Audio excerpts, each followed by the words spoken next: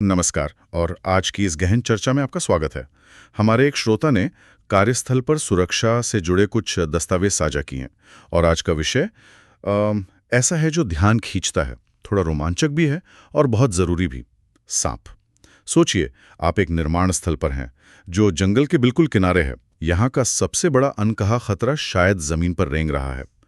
आज हम देखेंगे कि इन दस्तावेजों के हिसाब से इस खतरे से कैसे निपटा जाए। और ये सिर्फ एक सेफ्टी चेकलिस्ट नहीं है, ये इंसान और प्रकृति के बीच के तनाव को समझने की एक कोशिश है। बिल्कुल। और इन कागजों को देखने पर एक बात तो साफ हो जाती है। इन्होंने पूरे मसले को 3 हिस्सों में बांटा है, जो कि बहुत तार्किक है। पहला है रोकथाम, मतलब ऐसी परिस्थितियां बना देना कि टकराव हो ही ना। दूसरा है व्यक्तिगत सुरक्षा और जागरूकता, कि अगर टकराव हो भी जाए तो आप तैयार हों। हाँ। और तीसरा, जो हम उम्मीद करते हैं कि कभी इस्तेमाल न करना पड़े, वो है आपातकालीन प्रतिक्रिया। लेकिन दिलचस्प बात यह है कि ये तीनों एक दूसरे से जुड़े हुए हैं। सबसे अच्छी इमरजेंसी प्लानिंग वही है जिसकी जरूरत ही ना पड़े, है ना? सही बात है, और वो रोकथाम से ही संभव है। तो चलिए वहीं से शुरू करते हैं। हम किसी भी कार्यस्थल को सांपों के लिए एक अनाकर्षक जगह कैसे बना सकते हैं? अनाकर्षक शब्द यहाँ बिल्कुल सही है। हमें एक सांप की तरह सोचना होगा। उसे क्या चाहिए? छिपने के लिए एक सुरक्षित अंधेरी जगह, शिकार के लिए भोजन और शायद थोड़ी नमी। तो हमारा काम है कि हम उसे इनमें से कुछ भी ना दें। अच्छा। तो पहला और सबसे बुनियादी कदम, जैसा कि दस्तावेजों में बताया गया है, वो है साफ सफाई। जैसे चट्टानों के ढेर, लकड़ी के लट्ठे, धातु का कबाड़, ये सब सांपों के लिए 5 स्टार होटल की तरह है। मतलब ये सिर्फ जगह को साफ सुथरा दिखाने के लिए नहीं है, ये असल में उनके रहने की जगहों को, उनके घरों को खत्म करना है। आकर्षण क्या है? भोजन। हाँ, भोजन। अगर साइट पर खाने का कचरा ठीक से मैनेज नहीं हो रहा तो क्या होगा? चूहे आएंगे, छछूंदर आएंगे और दूसरे छोटे जीव आएंगे। और ये सब क्या है? सांपों का पसंदीदा खाना। बिल्कुल। तो अगर हम चूहों को ही कंट्रोल कर लें तो हम असल में सांपों के लिए डिनर इज सर्व्ड वाला बोर्ड ही हटा रहे हैं। ये एक बहुत ही दिलचस्प कनेक्शन है। मतलब एक अच्छी सुरक्षा योजना सिर्फ सांपों पर नहीं बल्कि पूरे इकोसिस्टम पर ध्यान देती है। हाँ, और इसी लॉजिक पर एक और बात कही गई है। क्या? कि सामान को सीधे जमीन पर न रखें, उसे ऊंची रैक पर रखें, ताकि नीचे छिपने की जगह ही ना बचे। बिल्कुल। और पानी का नियंत्रण भी उतना ही जरूरी है। पानी का जिक्र भी है। क्या सांप पानी की वजह से आते हैं या ये सिर्फ इसलिए कि पानी दूसरे कीड़ों और मेंढकों को आकर्षित करता है? अच्छा सवाल है, और जवाब है दोनों। सांप नमी और ठंडी जगहों की तरफ आते हैं, खासकर गर्म मौसम में। लेकिन हाँ, पानी मेंढकों और कीड़ों को भी लाता है, जो फिर से उनके भोजन का स्रोत है। तो लीक ठीक करना और पानी जमा ना होने देना, मतलब दोहरा फायदा। सही है। इसी तरह घास और झाड़ियों को छोटा रखना, इससे उन्हें खुले में असुरक्षित महसूस होता है। अच्छा, वो खुले में रहना पसंद नहीं करते? नहीं, वो हमेशा किसी चीज के सहारे चलना पसंद करते हैं। छोटी घास का मतलब है उनके लिए कोई कवर नहीं। और अगर जोखिम बहुत ज्यादा हो तो कुछ और ठोस उपाय भी हैं, जैसे इमारतों में दरारों को सील करना, यहाँ तक कि स्नेक फेंसिंग का भी जिक्र है। हाँ, जब मैंने स्नेक फेंसिंग के बारे में पढ़ा तो मेरे दिमाग में किसी किले की तस्वीर आ गई थी। हाँ, सुनने में तो बहुत गंभीर लगता है, लेकिन ये कोई साधारण बाड़ नहीं है। दस्तावेजों में इसका जो विवरण है वो इंजीनियरिंग और पशु व्यवहार का एक बेहतरीन मेल है।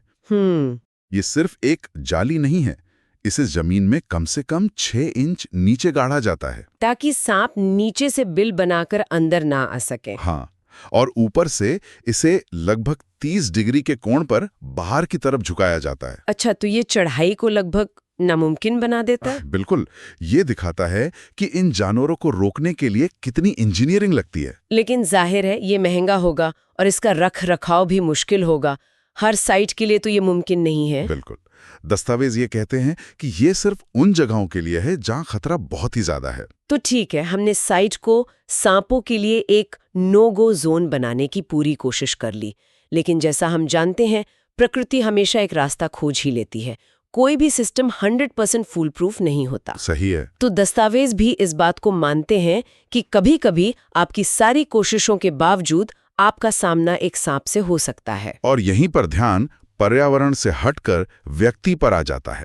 बिल्कुल। और यहीं पर व्यक्तिगत सुरक्षा उपकरण यानी पीपीई की भूमिका आती है। यह खुद को कवच पहनाने जैसा है। हाँ, दस्तावेजों में कम से कम 10 इंच ऊंचे मजबूत चमड़े या सिंथेटिक बूट पहनने पर जोर दिया गया है। सिर्फ ऊंचाई ही नहीं, मटेरियल भी मायने रखता है ना? हाँ, क्योंकि एक सांप के दांत सुई की तरह होते हैं। वो साधारण कैनवस के जूतों को आसानी से भेद सकते हैं। और ज्यादा जोखिम वाले क्षेत्रों में, जैसे ऊंची घास में, वहाँ पंचर प्रूफ गेटर्स या चैप्स पहनने की सलाह दी गई है, जो आपके पैरों को घुटनों तक अतिरिक्त सुरक्षा देते हैं। यही बात दस्तानों पर भी लागू होते हैं।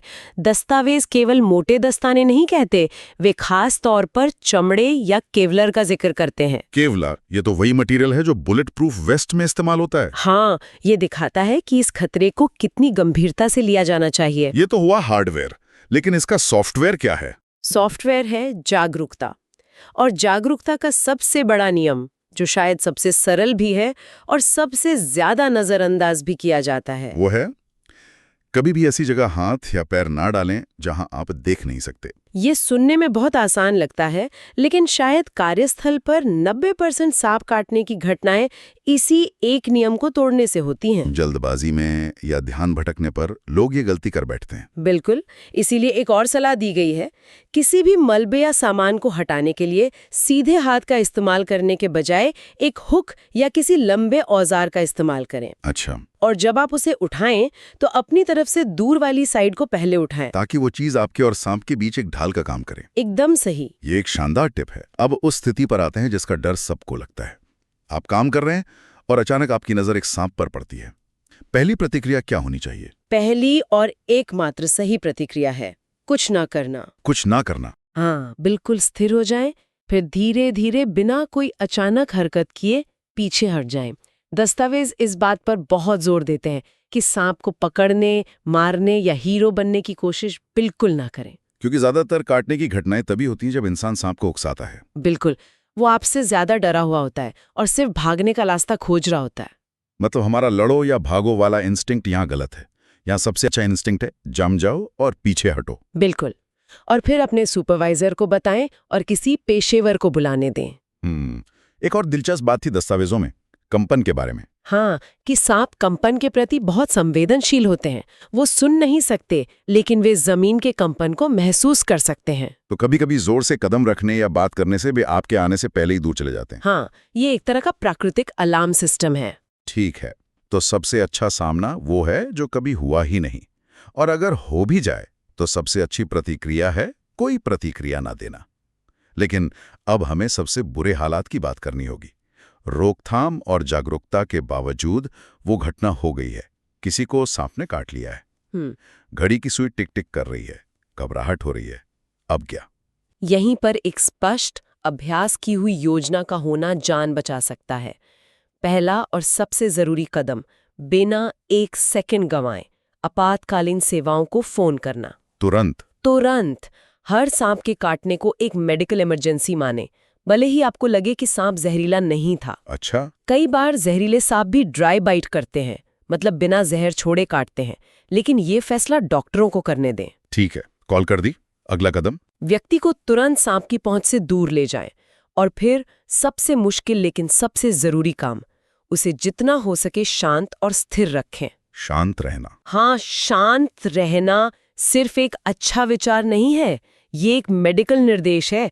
घबराहट और हरकत से दिल की धड़कन तेज होती है, जिससे जहर शरीर में तेजी से फैल सकता है। दस्तावेजों में घाव को हृदय के स्तर से नीचे रखने का सुझाव है, लेकिन ये भी कहा गया है कि कुछ नए दिशा निर्देश अब बस अंग को स्थिर रखने पर जोर देते हैं। हाँ, और ये दिखाता है कि मेडिकल साइंस कैसे विकसित हो रहा है। इसका मूल सार ये है कि उस अंग को हिलाना डुलाना कम से कम हो। इसके बाद के कदम बहुत सीधे हैं। काटे हुए अंग से अंगूठी, घड़ी, कंगन या कोई भी तंग चीज उतार दें। हाँ, क्योंकि सूजन बहुत तेजी से और बहुत ज्यादा हो सकती है। फिर घाव को धीरे से साबुन और पानी से धोकर एक साफ सूखी पट्टी से ढक दें। और सूजन को ट्रैक करने की एक बहुत ही व्यावहारिक सलाह दी गई है। जहां तक सूजन पहुंचा है वहां त्वचा पर पेन से गोला बनाएं और समय लिख दें, और हर 15-20 मिनट में करते रहें। हाँ, ये मेडिकल टीम के लिए बहुत कीमती जानकारी होती है कि जहर कितनी तेजी से फैल रहा है। अब सबसे जरूरी हिस्से पर आते हैं, क्या बिल्कुल नहीं करना है। हाँ, ये सूची उन सभी पुरानी फिल्मों के मिथकों को तोड़ती है जो हमने देखे हैं। हाँ, मुझे लगता है हर किसी के दिमाग में वो सीन होगा जहां हीरो घाव को काटकर जहर चूसता है। और वो सबसे खतरनाक कामों में से एक है। तो क्या क्या नहीं करना है? पहला, टॉर्निकेट यानी खून का प्रवाह रोकने के लिए कसकर पट्टी या रस्सी ना बांधे। इससे उस अंग को स्थायी रूप से नुकसान पहुंच सकता है। यहां तक कि उसे काटना भी पड़ सकता है। बिल्कुल। दूसरा, जैसा आपने कहा, घाव को काटे नहीं और ना ही जहर चूसने की कोशिश करें। ये बिल्कुल बेअसर है और इससे घाव में इन्फेक्शन हो सकता है। तीसरा, घाव पर बर्फ ना लगाएं और ना ही उसे पानी में डुबोएं। और आखिर में पीड़ित को शराब या एस्पिरिन जैसी दर्द निवारक दवाएं ना दें, क्योंकि ये खून को पतला कर सकती हैं। लेकिन दस्तावेजों में एक तकनीक का जिक्र है जो इन सब नियमों के खिलाफ जाती हुई लगती है। प्रेशर इमोबिलाइजेशन बैंडेजिंग या PIB। ये क्या है? ये एक बेहतरीन सवाल है और ये इस चर्चा का शायद सबसे जरूरी हिस्सा है। PIB एक तकनीक है जिसमें काटे हुए अंग पर क्रेप बैंडेज जैसी पट्टी को कसकर लपेटा जाता है ताकि जहर का फैलाव धीमा हो जाए। तो ये तो अच्छी बात है ना? हाँ, लेकिन कुछ ही मामलों में ये ऑस्ट्रेलिया जैसे कुछ क्षेत्रों में कोबरा या करेत जैसे सांपों के लिए ठीक है, जिनका जहर न्यूरोटॉक्सिक होता है, मतलब तंत्रिका तंत्र पर असर करता है। तो फिर इसमें समस्या क्या है? समस्या ये है कि ये तकनीक हर सांप के लिए नहीं है। उदाहरण के लिए भारत में रसेल वाइपर जैसे सांपों का जहर हीमोटॉक्सिक होता है। मतलब वो खून की कोशिकाओं और ऊतकों को नष्ट करता है। हाँ, ऐसे में अगर आप पट्टी कसकर बांध देंगे तो आप उस जहर को एक ही जगह पर केंद्रित कर देंगे, जिससे उस अंग में भयानक नुकसान हो सकता है, गैंग्रीन तक हो सकता है। बिल्कुल। ये एक बेहतरीन उदाहरण है कि कैसे एक जगह का जीवन रक्षक उपाय दूसरी जगह पर जानलेवा बन सकता है। वाह, ये जानकारी तो मतलब जीवन और मृत्यु के बीच का अंतर साबित हो सकती है। तो इसका कुल मतलब क्या है? आज की इस चर्चा से हमें क्या मुख्य बातें समझनी चाहिए? मुझे लगता है 3 मुख्य बातें हैं। पहली, रोकथाम ही सब कुछ है।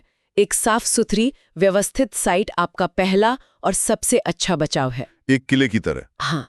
दूसरा, व्यक्तिगत जागरूकता और सही उपकरण आपका कवच है। हमेशा सतर्क रहना और सही जूते दस्ताने पहनना आपको दूसरी सुरक्षा परत देता है। और तीसरा, एक स्पष्ट अभ्यास की हुई आपातकालीन योजना आपका सुरक्षा जाल है। जब कुछ गलत हो जाता है तो घबराने के बजाय एक योजना का पालन करना ही जीवन बचाता है। इन सभी स्रोतों का जो मूल सिद्धांत मुझे लगा वो जानवर और पर्यावरण का सम्मान करना है। ये प्रकृति से लड़ने के बारे में नहीं है, बल्कि इंसानों और वन्य जीवों के बीच सुरक्षित सीमाएं बनाने के बारे में है। बिल्कुल सही। इस दृष्टिकोण को समझना बहुत महत्वपूर्ण है। अंततः जानकारी ही सबसे बड़ी सुरक्षा है। हमने आज बहुत कुछ कवर किया है, लेकिन ये सब सामान्य सलाह है। हाँ, और ये हमें एक अंतिम विचार पर लाता है। ये जानना कि ये नियम क्यों मौजूद हैं, ये पहला कदम है।